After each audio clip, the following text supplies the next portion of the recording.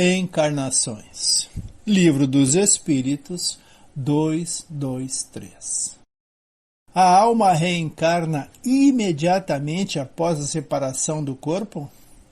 Algumas vezes pode reencarnar imediatamente, mas, normalmente, só após intervalos mais ou menos longos.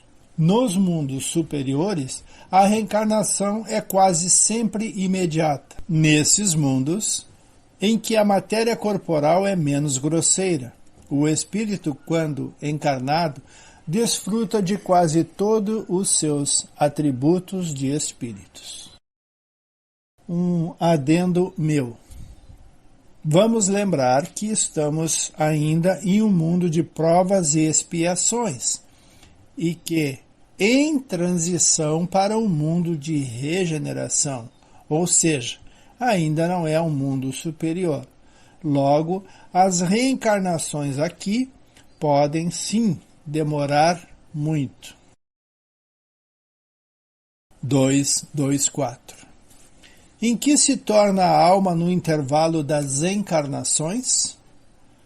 Espírito nômade que aguarda nova oportunidade. 224. Qual a duração desses intervalos? De algumas horas a alguns milhares de séculos. Não há, propriamente falando, limite extremo estabelecido para o estado de erraticidade, que pode se prolongar por muito tempo, mas que nunca é perpétuo.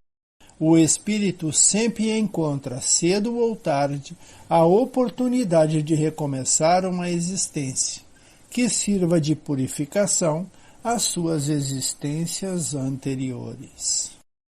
224b. Essa duração está subordinada à vontade do espírito ou pode ser imposta como expiação? Sempre é uma consequência do livre-arbítrio. Os espíritos têm perfeita consciência do que fazem, mas para alguns é também uma correção que a providência lhes impõe. Outros pedem para que se prolongue a fim de progredirem nos estudos que só podem ser feitos com o proveito na condição de espírito.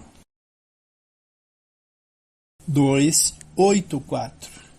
Como os espíritos que não têm mais corpo podem constatar a sua individualidade e se distinguir dos outros que o rodeiam?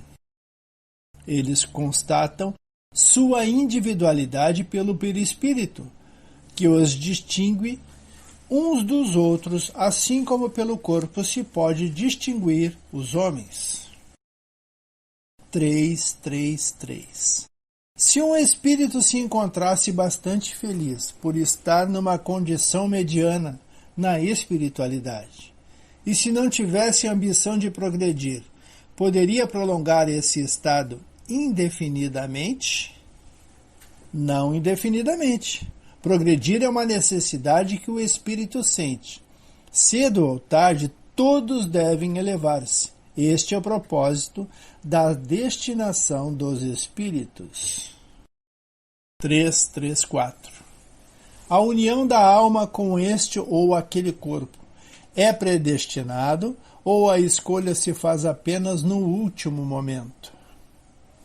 O espírito é sempre designado antes, ao escolher a prova que deseja passar.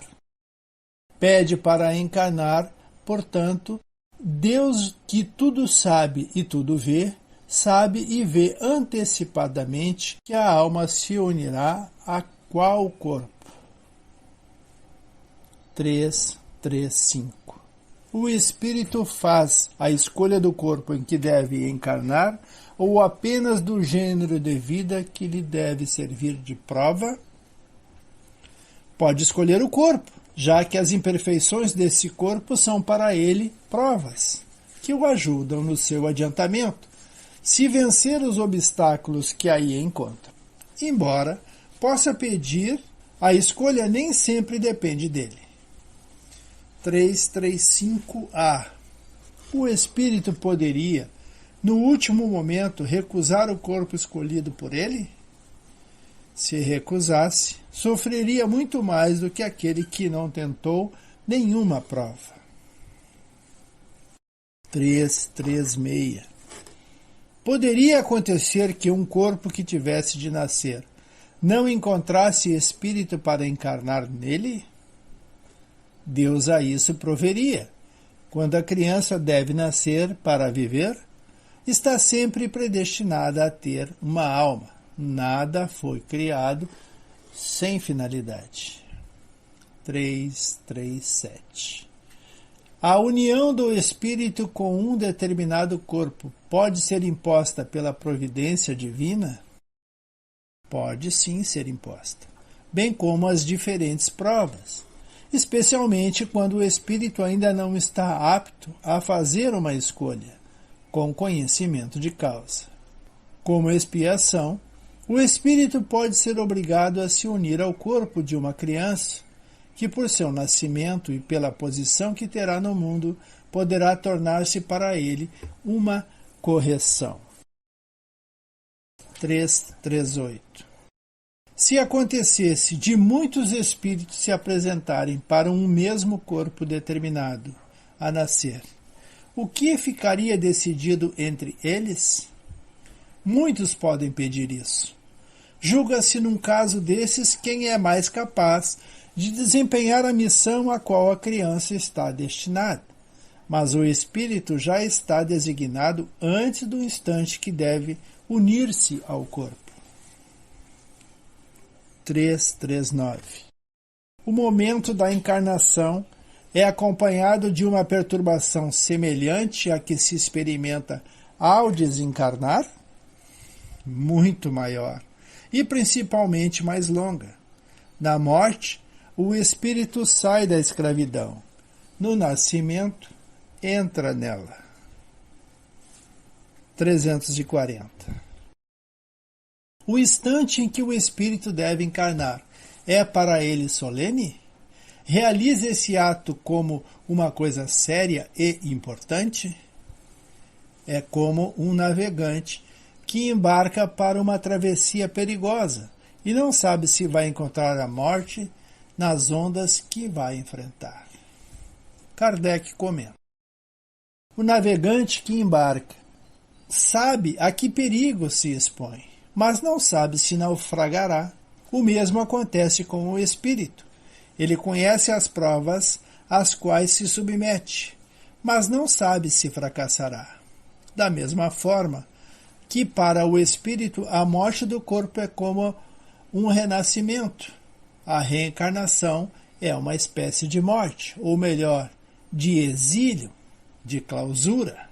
Ele deixou o mundo dos espíritos pelo mundo corporal, assim como o homem deixa o mundo corporal pelo mundo dos espíritos. O espírito sabe que vai reencarnar do mesmo modo que o homem sabe que vai morrer.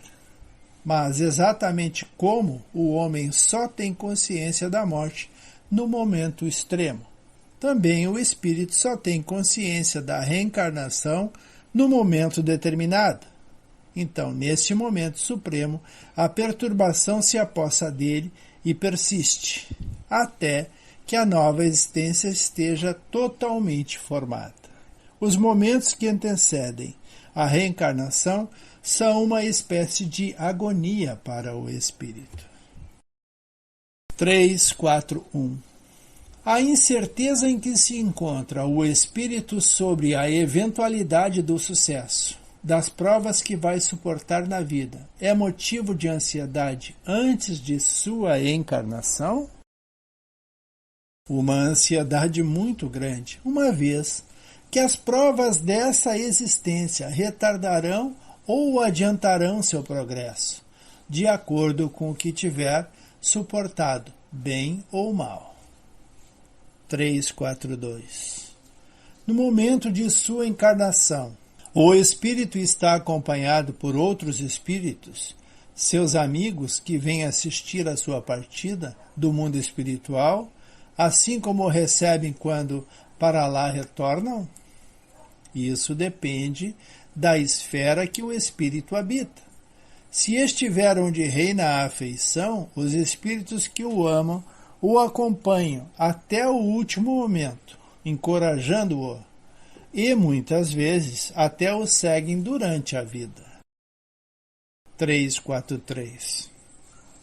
Os espíritos amigos que nos seguem durante a vida são alguns do que vemos em sonho, que nos demonstram afeição e se apresentam a nós como aparência desconhecidas?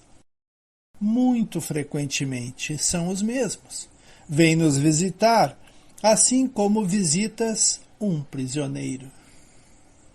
Vamos ficar por aqui, agradecidos e pedindo sempre: Jesus esteja conosco.